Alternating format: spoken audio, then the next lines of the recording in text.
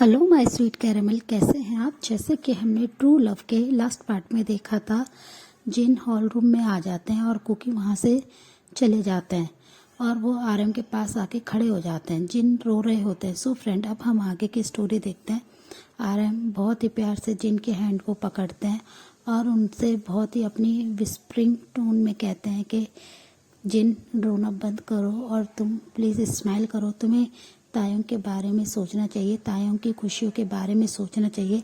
आज तायोंग के लिए बहुत ही स्पेशल डे है। तो तायोंग हमारी तरफ देखे इससे पहले तुम प्लीज़ अपने फेस को ठीक करो। और वो ये कहकर जिन के हैंड पे अपने दूसरे हैंड से बहुत ही प्यार से टैप करते हैं। जिन बस अपने आंसू को वाइप करते हैं और एक फोर्सफुली स्माइल करके तायोंग की तरफ देखने लगते हैं, जो कि जेहूब के हैंड को बहुत ही प्यार से होल्ड करके खड़े हुए थे स्टेज पे। और उनके फेस पे एक प्यारी सी स्माइल थी। तायोंग को ऐसे स्माइल करता हुआ देखकर जिन भी बस स्माइल करने लगते हैं और वो बस अब उनकी वेडिंग को एंजॉय कर रहे होते, देख रहे होते हैं। तभी प्रीस्ट आते हैं और जेहूब की तरफ स्माइल करते हैं और उनसे अपनी बहुत ही काम टोन में कहते हैं कि मिस्टर होप, क्या मैं मैरिज रिचुअल स्टार्ट करूँ। तो जेहूब यस में अपने सर को नोट करते हैं। फिर प्रीस्ट मैरिज रिचुअल स्टार्ट कर देते हैं और वो अपने काम टोन में बहुत ही आराम से जेहूब से पूछते हैं कि मिस्टर जेहूब, आप क्या मिस्टर किम तायोंग को अपना लॉफुली हस्बैंड एक्सेप्ट करते हैं। तायोंग की तरफ देखते हुए जेहूब अपनी प्यारी सी बिग सी सनशाइन स्माइल दिखाते हुए यस आई डू कहते हैं। फिर प्रीस्ट तायोंग से भी सेम लाइन रिपीट करते हैं तो तायोंग भी यस में अपने हेड को नोट करते हैं और बहुत ही अपने काम टोन में आई डू बोलते हैं, जिसे सुनकर सब लोग वहाँ पे खुश हो जाते हैं और क्लैप करने लगते हैं। फिर प्रीस्ट उन्हें किस करने के लिए कहते हैं। जेहूब बहुत ही प्यार से तायोंग के बहुत ही सॉफ्ट लिप्स पे किस करते हैं और तायोंग ब्लश करने लगते हैं। वहाँ पे सब लोग काफ़ी खुश होते हैं, पर आरएम और जिन काफ़ी ज़्यादा सैड होते हैं अपने सन के लिए। फिर सब लोग पार्टी को एंजॉय करने लगते हैं। जेहूब और तायंग बहुत ज़्यादा पार्टी को एंजॉय कर रहे होते हैं। वो दोनों एक दूसरे के साथ बहुत ही लवी डबी होके डांस फ्लोर पे डांस कर रहे होते हैं, जिसे देखकर बस जिन उनकी तरफ ऐसे ही देख रहे होते हैं। वो कोई भी रिएक्ट नहीं कर रहे होते हैं। आरएम उनके साइड में खड़े होते हैं और अपने काम टोन में पूछते हैं कि कुकी कहाँ गया। तो जिन उनकी बात सुनते हैं और वो आरएम की तरफ देखते हुए कहते हैं कि कुकी चला गया आरएम यहाँ से। तो ये सुनकर आरएम थोड़े से शॉक्ड होते हैं और वो पूछते हैं कि जिन, तुम ये क्या कह रहे हो, मेरा कुकी कहाँ गया है, मुझे बताओ ठीक ठीक कहाँ है कुकी। तो आरएम की बात सुनकर जिन बस स्माइल करते हैं और कहते हैं कि वो अपने साथ कुछ टाइम अकेले रहना चाहता था, इसलिए वो यहाँ से कहीं दूर चला गया है। तो ये सुनकर आरएम बस एक डीप ब्रेथ छोड़ते हैं और वो समझ रहे होते हैं कि इस समय कुकी अपने साथ अकेले वक्त बिताना चाहते हैं। वो बस सबसे दूर रहना चाहते हैं। कुकी एक समुद्र के किनारे होते हैं। वो स्लोली समुद्र के पानी के अंदर एंटर कर जाते हैं और वो उस इतने बड़े बिग ओशन में वहाँ पे बिल्कुल अकेले खड़े होते हैं और वो कंटिन्यूसली बस सैड होते हैं। उनकी आंखों से आंसू स्लाइड हो रहे होते हैं। वो बस तायों को बहुत ज़्यादा मिस कर रहे होते हैं और बस अपने आंसू को बार बार हार्शली पोंछ रहे होते हैं और वो फोर्सफुली स्माइल करने की कोशिश करते हैं और अपने आप से कह रहे होते हैं कि तायोंग, मैं आपके लिए बहुत ज़्यादा खुश हूँ, आपको लाइफ की हर खुशियाँ मिलनी चाहिए, मैं बिल्कुल भी दुखी नहीं हूँ। पर वो कंटिन्यूसली रो रहे होते हैं, उनकी आंखों से स्लाइड हो रहे होते हैं आंसू। और दूसरी साइड तायोंग पार्टी को एंजॉय करने के बाद पार्टी जब ख़त्म हो जाती है, वो तुरंत ही जिन के पास आते हैं और उनसे अपनी बहुत ही स्वीट टोन में कहते हैं कि आंट, कुकी कहाँ है, मुझे कुकी से मिलना है। तो ये सुनकर जिन बस उनकी तरफ देखते और कहते हैं, स्माइल करते हैं, कहते हैं कि कुकी को एक ज़रूरी काम आ गया था, इसलिए कुकी यहाँ से वापस चला गया है। ये सुनकर तायंग बहुत ही ज़्यादा गुस्सा होता है और कहते हैं कि कुकी मुझसे बिना मिले कैसे जा सकता है, आपको कुकी को रोकना चाहिए था, वो तुरंत ही कैसे जा सकता है, वो एक बार भी मुझसे नहीं मिला, उसने मुझसे बात तक नहीं करी, मुझे अभी कुकी से बात करनी है। आंट, आप उसे कॉल कीजिए और उसे वापस बुलाइए।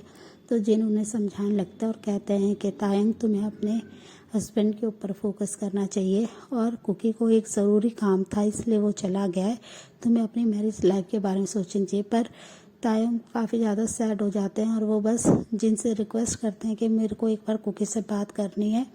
कुकी के पास जिन कॉल करते हैं और वो तायंग को देते हैं। तायंग उनसे गुस्सा करते हुए कहते हैं कुकी तुम कहाँ जा सकते हो, तुम मुझसे मिले बगैर कैसे जा सकते हो, तुम अभी के अभी यहाँ वापस आओ।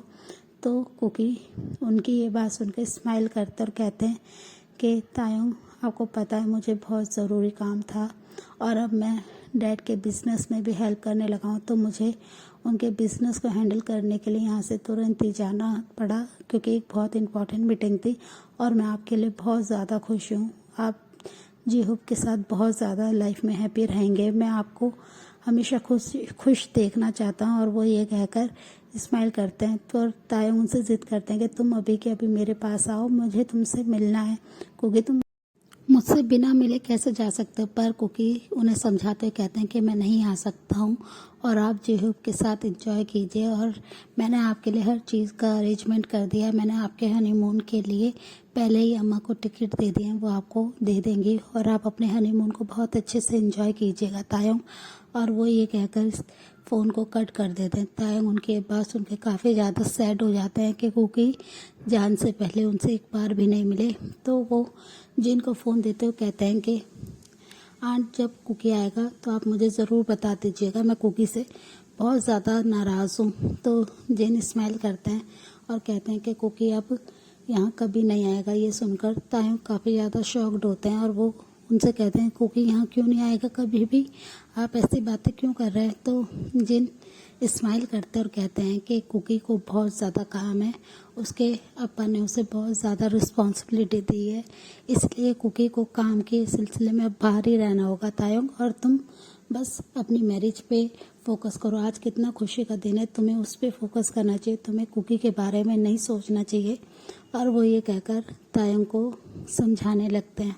तायंग स्माइल करते हैं और वो फिर हूँ में अपने सर को नोट करते हैं। तभी वहाँ जे-होप आ जाते हैं और तायंग के हैंड को बहुत ही प्यार से होल्ड करते हैं और उनसे कहते हैं कि तायंग अब हमें चलना चाहिए। तभी जिन उन्हें 2 टिकट्स देते हैं जिसे देखकर तायंग थोड़े से शॉक्ड होते हैं।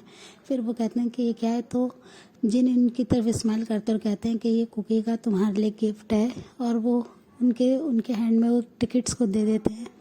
जे-होप और तायंग उन टिकट्स को ओपन करते हैं जहाँ पर उनके हनीमून टिकट्स होते हैं उन दोनों के लिए। कुकी ने पहले ही स्विट्ज़रलैंड में हनीमून अरेंज कर दिया था, जिसे देखकर जे-होप और तायंग दोनों ही हैरान होते हैं और जे-होप कहते हैं कि कुकी बहुत ज़्यादा बड़ा हो गया है, वो देखो कितना ज़्यादा हमारे बारे में सोचता है, तुम्हें तायंग उससे नाराज़ नहीं होना चाहिए। और वो ये कहकर तायंग को समझाने लगते। तायंग भी अपने फेस पे स्माइल लाते हैं और कहते हैं कि वाकई में कुकी ने मेरे लिए हर वो चीज़ करी है जो मैं सोचता था।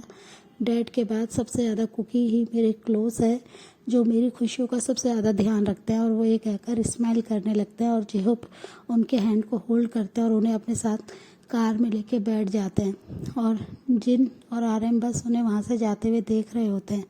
फिर आरएम और जिन अपने मेंशन आ जाते हैं। जिन बस अपने हॉल रूम में बैठ के काउच पे बस रो रहे होते हैं और अपने सन के बारे में सोच रहे होते हैं कि मेरा कुकी कितना ज़्यादा इस समय अकेला है, वो कितना ज़्यादा पेन में है और वो ये सोच के बस परेशान हो रहे होते हैं। तो आरएम उनके पास बैठते हैं और उन्हें ग्लास ऑफ वाटर देते हैं और कहते हैं कि जिन तुम रोना बंद करो, कुकी बहुत ही ज़्यादा स्ट्रांग है, वो अपने आप को संभाल लेगा, तुम ऐसे परेशान मत हो।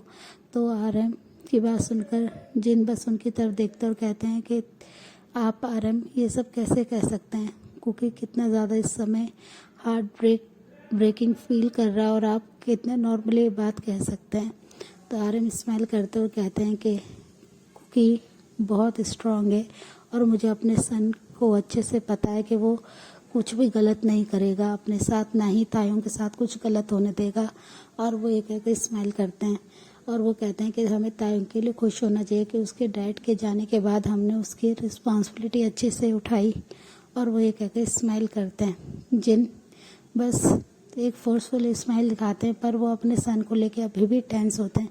यहाँ जेहोप और तायोंग अपने हनीमून के लिए चले जाते हैं और दूसरी साइड कुकी भी वहाँ से हमेशा के लिए कोरिया छोड़ के जाने के लिए एयरपोर्ट चले जाते हैं। वो अपने लंदन की फ़्लाइट ले लेते हैं और वो बस वहाँ पे आके अपने काम पे ही फोकस करने लगते हैं। वहाँ कुकी अपने स्टडीज़ के साथ साथ अपने डैड के बिज़नेस को भी हैंडल करने पे ध्यान दे रहे होते हैं। वो बिल्कुल अब चेंज हो चुके होते हैं। वो बहुत ही ज़्यादा एक सिंसियर और कोल्ड मैन बन चुके होते हैं, जो सिर्फ और सिर्फ अपने काम को ही इम्पोर्टेंट देते हैं। उनके बेस्ट फ्रेंड जिमिन होते हैं, जो हर वक्त कुकी को स्माइल कराने की कोशिश करते हैं। कुकी उनकी बातों से कभी कभार स्माइल करते थे, पर वो ज़्यादा से ज़्यादा टाइम सिर्फ और सिर्फ अपने वर्क पे देते थे, जिसके वजह से जिमिन को काफ़ी ज़्यादा हर्ट होता था कि कुकी अपने फर्स्ट लव को बिल्कुल भी नहीं भूल पाए। वो हर सेकंड हर मिनट सिर्फ और सिर्फ तायों को ही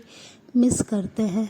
ऐसे ही टाइम स्किप हो रहा था और अब ऑलमोस्ट 1 ईयर कंप्लीट हो जाता है। कुकी को तायों के बारे में जिन से सब कुछ पता चलता रहता है कि तायों ठीक है और वो अपने हस्बैंड के साथ बहुत ही अच्छे से है, और तायों को उनके जो भी बिज़नेस में लॉस हुआ है उन सब के बारे में भी पता चल गया है, जिसकी वजह से तायों बहुत ज़्यादा अपसेट भी होते हैं कि वो कुकी ने उन्हें कुछ भी क्यों नहीं बताया। बस कुकी ने उनको हमेशा सपोर्ट किया, जिसकी वजह से वो तायों गुस्सा भी नहीं हो पा रहे होते हैं कुकी से, और वो कुकी के लिए बहुत ही ज़्यादा थैंक्सफुल होते हैं कि कुकी ने उनका इतने हार्ड टाइम में उनका साथ दिया। और बस ऐसे ही टाइम स्किप होता है और जेहोप को एक वॉर के लिए कॉल आ जाता है। अब जेहोप को अपनी मिलिट्री सर्विस पे जाना होता है, जिसकी वजह से तायोंग बहुत ज़्यादा नर्वस होते हैं। तायोंग अब ऑलमोस्ट 5 मंथ प्रेग्नेंट है और उन्हें जेहोप को उनसे दूर जाना होगा, जिसकी वजह से तायोंग काफ़ी ज़्यादा नर्वस होते हैं। वो काफ़ी ज़्यादा डरे हुए होते हैं कि वॉर में कुछ भी हो सकता है, और वो बहुत ज़्यादा जेहोप को लेके वरीड हो रहे होते हैं। पर जेहोप उन्हें कंसोल करते हैं, उन्हें समझाते हैं कि वो सब कुछ ही जल्दी कंप्लीट करके हमेशा के लिए उनके पास उनके बेबी के पास आ जाएंगे। पर तायोंग ये सारी बातों से बहुत ज़्यादा नर्वस हो रहे होते हैं, वो काफ़ी ज़्यादा डर रहे होते हैं। और फिर जेहोप उन्हें किस करते हैं फोरहेड पे और वहाँ से चले जाते हैं। और कुछ मंथ वॉर में रहने के बाद ही जब तुरंत तायोंग 8 मंथ प्रेग्नेंट होते हैं, तभी उन्हें न्यूज़ मिलती है कि जेहोप का वॉर में डेथ हो गया है, जिसे सुनकर तायोंग पूरी तरह से टूट जाते हैं। जैसे ही कॉल पे ये न्यूज़ सुनते हैं, तायोंग अपना सेंस खो देते हैं और वो तुरंत ही फ्लोर पे गिर जाते हैं, जिसकी वजह से उनके बेली में काफ़ी ज़्यादा चोट आ जाती है और उनको काफ़ी ज़्यादा ब्लीडिंग होना शुरू हो जाता है। और तभी वहाँ पे जो मेड्स होते हैं वो तुरंत ही तायोंग के पास आ जाते हैं। वो तायोंग को कैरी करके हॉस्पिटल में ले जाते हैं और वो जिन और आरएम के पास कॉल करके तायोंग की सारी कंडीशन के बारे में बता देते हैं। सो फ्रेंड, इस पार्ट को हम यहीं एंड करते हैं। मिलते हैं आपसे नेक्स्ट पार्ट में। तब तक के लिए अपनी वीडियो को लाइक शेयर कमेंट कीजिए और मेरे चैनल को सब्सक्राइब कीजिए। Bye friend.